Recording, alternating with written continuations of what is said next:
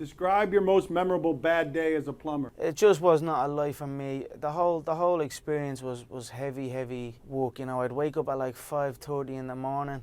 I'd walk about a half an hour hike uphill. I'd have to wait for this country guy, a redneck you would call him, would pull in, and I'd have to bunk into the back of his car, and we'd drive 2 hours in the traffic all the way to the site, and then you're on the cold building site and you're looking around with all these old people and their back is up and everyone's in a bad way.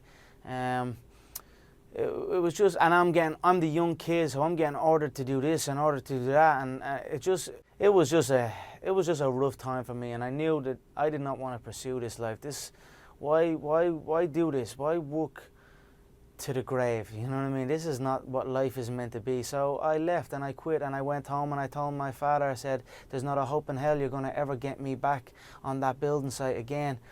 And he essentially said, we'll see about that. And we had many fights where he tried to get me back onto the building site, but I did not. Although I may have lost the fights we had, but essentially I won because I did not go back to the building site. Were they actual fights? You're not talking about arguments. You're talking about actual No. fights. They were actual fights. You know, we threw down. This is. Welcome to Ireland. This is the way it is, you know. You grow up and we are raised tough. You never won any of the fights other than the big fight of not having to go back there?